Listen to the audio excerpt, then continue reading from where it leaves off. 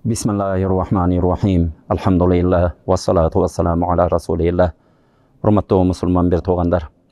Бұл дүниеде адам баласы екенбіз, кейде уада беріп, біз уадабызға қиянаттық қыл қойышуыз мүмкін екен. Бирок мұсылман болғандайын қиянаттық қылбағанға арекет қылып жашайлы.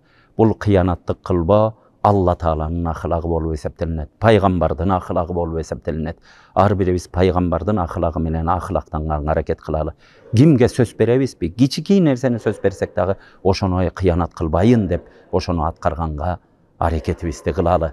Эми ушунча жаратылышты жараткан Алла бир кара кумурсканын кара уясына кирип бараткан кумурсканындагы рызкысын унутпай бере турган Алла Таала бизге берген уадаларын эч убакытта унутпайт.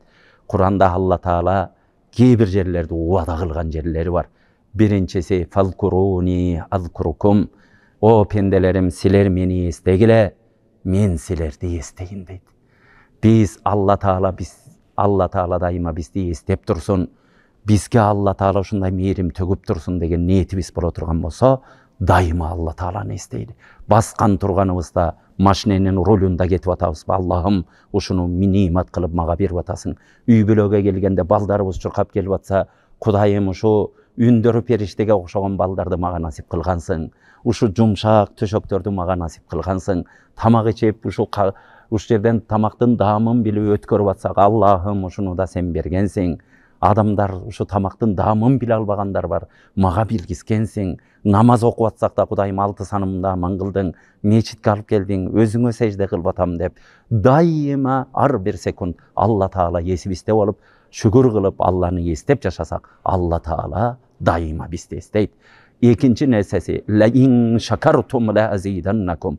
Менин берген ниматтарыма, менин жакшылыктарыма шүгүр келтирип жашасаңар, ушу Алла берди ушуну. Алла Таала мага ушуну ылайык болбосом да насип кылды деп шүгүр кылып жашасаңар, мен аны сөзсүз көбөйтүп берем деген Алла Таала. Биз ниматка шүгүр, байлыкка шүгүр кылсак, үстүнө байлык берет экен. Иманыбызга шүгүр кылсак, үстүнө такыбалык берет экен Алла Таала. Берекеге шүгүр кылсак, үстүнөн жаадырып берет экен. Бирок валайин кафарутум, эгер биз көрбөй калганда, берген ниматтарды өзүбүздүн күчүбүз менен таабыйдык, айла амалыбыз менен ушуга жеттик, мен кыйындыгыман ушуну кылдым деп Алланын бергенин көрбөй баштаганда, инна адаби лашадид, Алла Тааланын азабы катуу деген. Кудайдын азабына кириптер болуп албайлы. Дагы бир уадасы, удууни астажиб лакум. Урматтуу бир туугандар, мага Алла Таала мага дуа кылгыла, менден сураңгыла, мага жалынып жалбаргыла, мен берейин дейт экен. Алла Таала бербей койбойт экен. Биз ошо сурай албайт экенбиз. Урматтуу бир тууган, дуа, ниет дегендер булар бекер нерселер.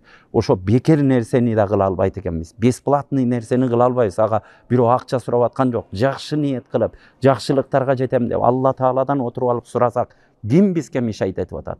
Түндөлөр тахаджудта тур, мечиттерге кел, орозо тут, бирөөгө садака бер, Алла Тааладан дуа кыл. Ким сени кой деп атат? Ушундай дин эркиндиги бар.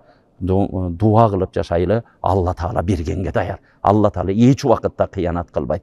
Дагы бир убадасы, وَمَا كَانَ اللَّهُ لِيُعَذِّبَكُمْ وَأَنْتَ فِيهِمْ وَمَا كَانَ اللَّهُ مُعَذِّبَكُمْ وَهُمْ يَسْتَغْفِرُونَ.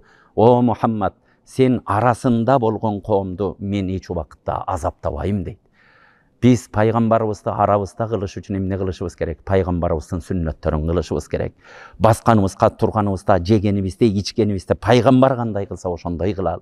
Адамдарга мамиле кылганда, ата-энеге мамиле кылганда, коомдо жүргөндө пайгамбарыбыздын өмүр баяндарын окуп, өзүбүз ошону туурап жашай берген, бул коомубуз, биздин жашообузга кирип келди деген нерсе. Ар бирибиз бир ойлонуп көрөлүчү. Биздин үй бүлөбүздө пайгамбар кошо жашайбы? Биздин халадилнигибизде пайгамбар сактагандай тамактар турабы? Биздин мамилебизде пайгамбар кошо жүрөбү? Бир ойлонуп көрөлү. Эгер пайгамбарды биздин ичибизге киргизип ала турган болсок, пайгамбардын сүннөттөрүн аралаштырып алган болсок, жашообуз сүннөткө ылайык болуп калган болсо, Алла Таала азаптабайм. Анан Алла Таала дайыма Аллахка истигфар кылып, күнөөсүн мойнуна алып, Кудайым, мен күнөөкөрмүн, алсыздан күнөө кыламын, сен кечир деп дайыма истигфар кылып жүргөн адамды, Кудайдан кечирим сурап жүргөн адамды мен азапка салбайм деген. Келиңиздер, ушу Алла Таала уада бердиби? Ушу уадаларды alğanға areket kılıp jaşaylı. Allah Taala uwada kılıp geldi, anı 100% beret. Birok biz bir-iki şartların kıla turgan bolsak. Geliңizler şartın kılışqa Allah Taala jardam bersin. Oşondoy uwadaların Allah Taala'nın mirimlerini alıp jaşaşты Kudayım har biribizge nasip kılsın.